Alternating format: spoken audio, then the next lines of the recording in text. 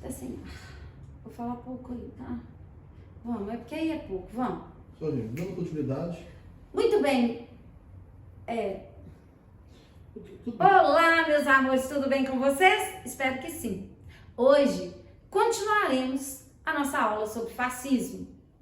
Veremos hoje como Mussolini chega ao poder. Vamos lá? Muito bem.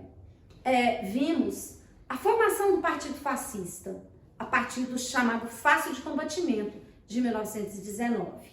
Mas como essa foi a interrogação que fizemos no final da nossa última aula, como os fascistas chegam ao poder? Em 1922, Mussolini convoca a famosa Marcha sobre Roma. Se você esquecer tudo sobre fascismo, você não pode esquecer a Marcha sobre Roma. O que foi essa marcha? Aproximadamente 1000 camisas negras, os milicianos fascistas, ocupam a capital italiana. A gente escuta muito falar em milicianos hoje.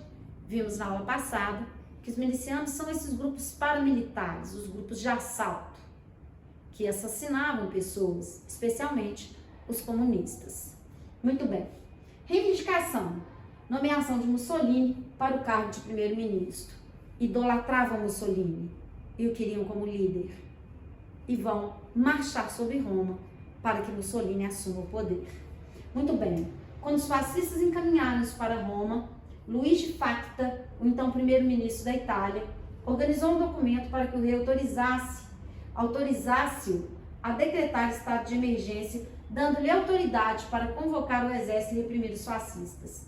O rei Vítor Emanuel III recusou-se a assinar o documento, forçou a demissão de Luigi Facta e convocou Mussolini para ser o primeiro-ministro do país. Ao ser convocado pelo rei, Mussolini dirigiu-se de Milão para Roma em um trem e chegou à capital italiana na manhã de 30 de outubro de 1922. Com a notícia espalhou-se, mais fascistas encaminharam-se para Roma. Após a nomeação de Mussolini, eles adentraram Roma, promovendo uma espécie de marcha triunfal.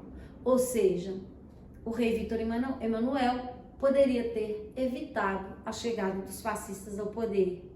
Ele reprimiu aquele que justamente queria impedir essa chegada ao poder. Temos aí vários exemplos atuais e semelhantes de como essas articulações políticas elas se configuram no mundo atual. Bem, a partir dessa marcha sobre Roma,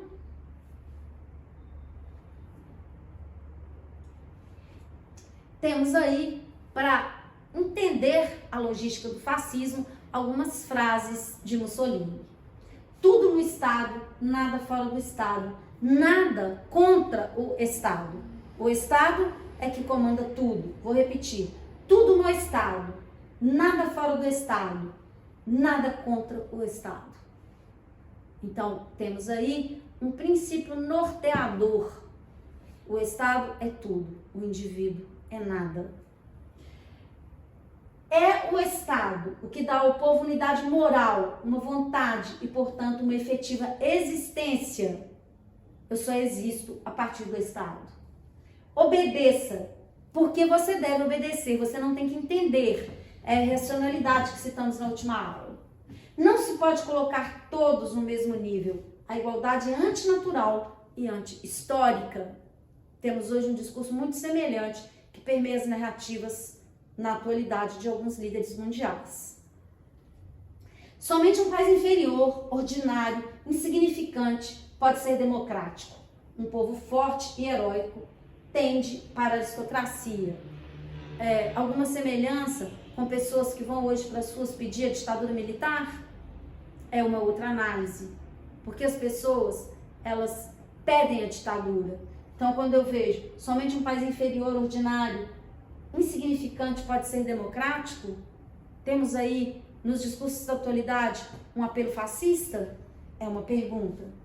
É melhor viver um dia como leão do que 100 anos como cordeiro.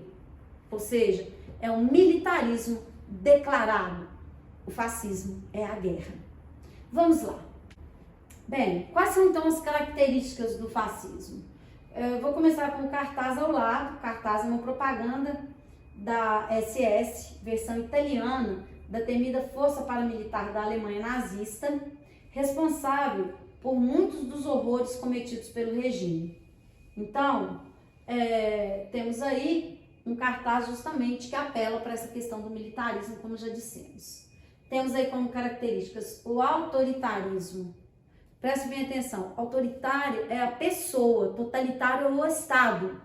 Eu não falo assim, meu professor é totalitário. Não, meu professor é autoritário. Então, autoritário é o líder. Mussolini é autoritário. O Estado é totalitário. Gravem bem.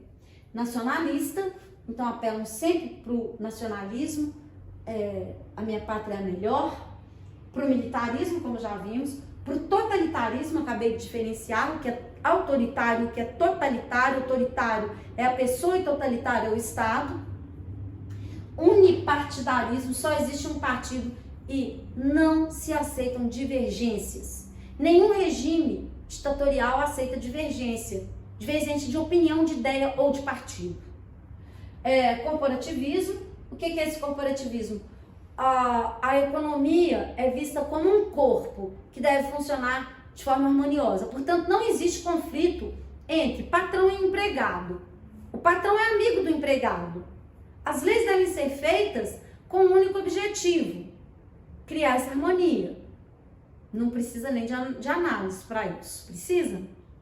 Temos também o culto ao chefe, o Duce, o romantismo, apelando para o passado heróico da Itália como Império Romano, para a grandiosidade de Roma, o antiliberalismo, o anticomunismo radical e o antidemocrático. Qualquer ideia democrática é vista como um mal a ser combatido. Qualquer divergência de opinião, ela deve ser atacada. Só se aceita a opinião daqueles que estão no poder.